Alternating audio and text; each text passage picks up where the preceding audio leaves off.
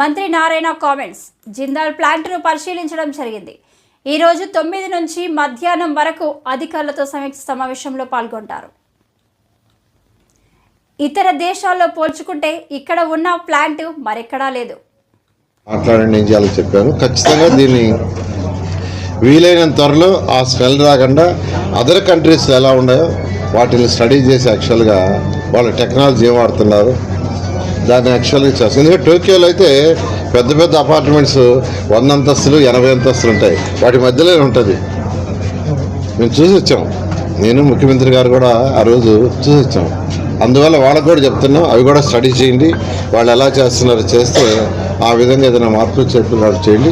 దాని నుంచి ప్రభుత్వం నుంచి ఏం సపోర్ట్ కావచ్చున్న చేస్తామని తెలియజేస్తారు. అందుకని ఇక్కడున్న లోకల్ వాళ్ళందరికీ తెలియజేస్తున్నాను, ఎమ్మెల్యే గారి యొక్క రిక్వెస్ట్ మీద ఖచ్చితంగా ఈ ప్లాంట్ కానీ గుంటూరు ప్లాంట్ కానీ వాటిని మోడర్నైజ్ చేసి స్మెల్ రాకుండా చేయడం జరుగుతుందని మీ అందరికీ తెలియజేస్తున్నాను.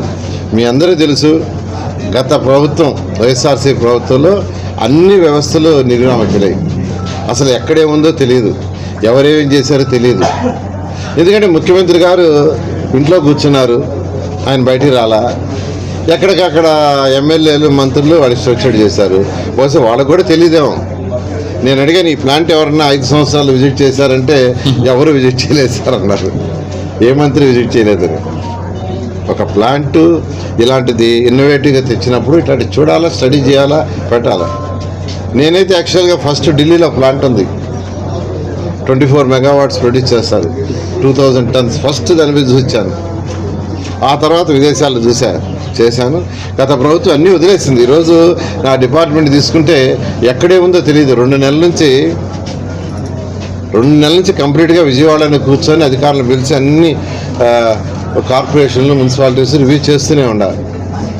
బయటకు కూడా పోవటానికి టైం లేక. ఎందుకంటే టీడీఆర్ బాండ్స్ కావచ్చు, ప్లాన్లు, టౌన్ ప్లానింగ్ కావచ్చు, అన్నీ అసలు అస్తవ్యస్తంగా ఉన్నాయి. అయితే 6 నెలల్లో మా మున్సిపల్ డిపార్ట్మెంట్ ట్రాక్లోకి వస్తుంది. అసలు అన్నిటికంటే ఆశ్చర్యకరం ఏంటంటే 15th ఫైనాన్స్ డబ్బులుకి మ్యాచింగ్ ఫండ్ ఉండదు. జనరల్గా సెంట్రల్ గవర్నమెంట్ ఏదన్నా డబ్బులు ఇస్తే మన మ్యాచింగ్ ఉంటుంది, 50%, 40%, 60%.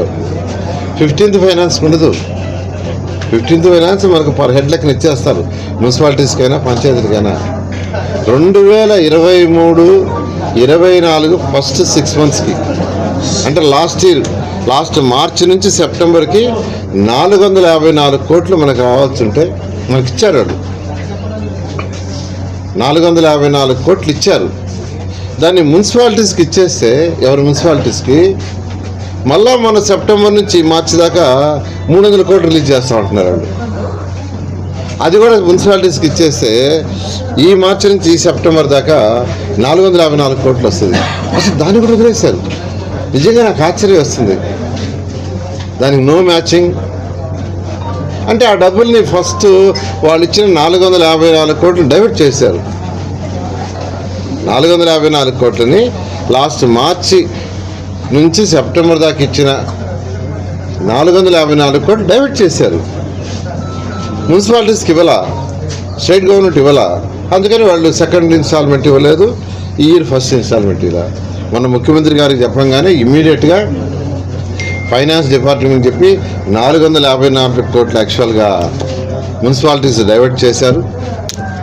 బహుశా మళ్ళీ మరొక 300 కోట్లు ఫైనాన్స్ డిపార్ట్మెంట్ నుంచి మళ్ళా సెంట్రల్ నుంచి రావడానికి మా అధికారులు ప్రయత్నిస్తున్నారు. బహుశా అవి కూడా ఒక 15 రోజుల్లో రావచ్చు. రాగానే మళ్ళీ అవి కూడా మున్సిపాలిటీస్కి ఇస్తాం.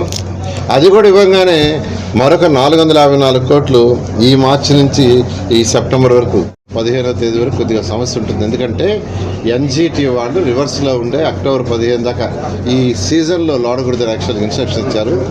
దానివల్ల ఉన్న స్టాక్ అయిపోతుంది. అయితే ఎక్కడైతే రిజింగ్ చేయగలరో చేయమని ఆదేశించారు కూడాను. దాని మీద ముఖ్యమంత్రి గారు రెగ్యులర్గా యాక్చువల్గా రివ్యూ చేస్తున్నారు. వీలైనంత తొందరలో ఆ సమస్య తీరిపోతుంది. Thank you. రాష్ట్రంలో 123 మున్సిపాలిటీస్ ఉంటే ప్రతి దాంట్లో ఏదైతే ప్రభుత్వ స్థలం పార్కులు కావచ్చేదంటే 100% ఎవరైనా వదిలేయాల్సిందే. ఎవరిని ఆక్రమై చేస్తుంటే ఖచ్చితంగా ప్రభుత్వం మళ్ళీ బ్యాక్ తీసుకుంటుంది. దాంట్లో ఎటువంటిదే లేదు.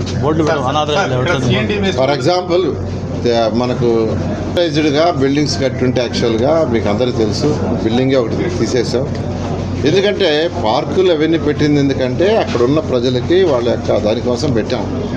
అవి ఎవరు ఆక్యుపై చేసుకోవడానికి కాదు, కమ్యూనిటీ ఫెసిలిటీస్.